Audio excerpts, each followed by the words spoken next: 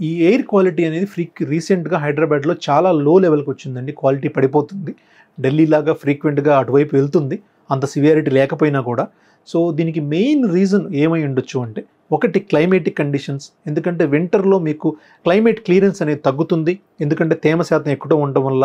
ఇంకోటి vehicle exhaust, ఎందుకంటే number of vehicles కూడా మీకు రోజుకి పెరిగిపోతున్నాయి on the roads, Hyderabad roads మీద. సో డీజిల్ ఎగ్జాస్ట్ కానీ పెట్రోల్ ఎగ్జాస్ట్ కానీ దానివల్ల మీకు నెంబర్ ఆఫ్ పొల్యూటెంట్స్ ఇంక్రీజ్ అవుతున్నాయి. ఇంకోటి third, density of the population. So చాలా ఏరియాస్లో మీకు డెన్సిటీ ఆఫ్ ద పాపులేషన్ చాలా ఎక్కువగా ఉంది హైదరాబాద్లో. సో డెన్సిటీ పెరుగుతూ ఉంటే ఆటోమేటిక్గా మీరు క్వాలిటీ ఎయిర్ బ్రీత్ చేయలేరు. ఎందుకని, ఒకే రూమ్లో ఒక్కొక్కళ్ళు కూర్చోబెట్టామనుకోండి క్వాలిటీ ఎయిర్ వస్తుంది.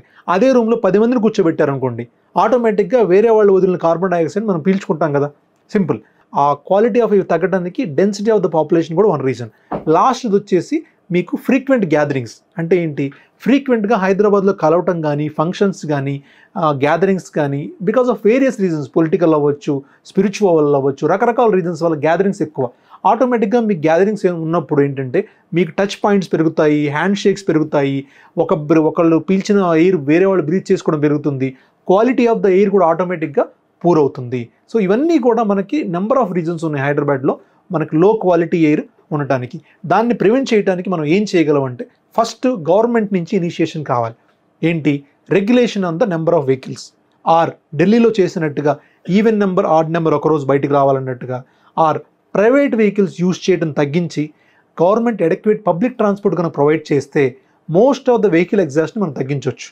ఇంకోటి, పబ్లిక్ గ్యాదరింగ్స్ మీద కానీ, పొలిటికల్ గ్యాదరింగ్స్ అవ్వచ్చు, స్పిరిచువల్ అవ్వచ్చు, ఆర్ పార్టీస్ అవ్వచ్చు, ఈ గ్యాదరింగ్స్ మీద కూడా ఒక కైండ్ ఆఫ్ రెగ్యులేషన్స్ ఉండాలి.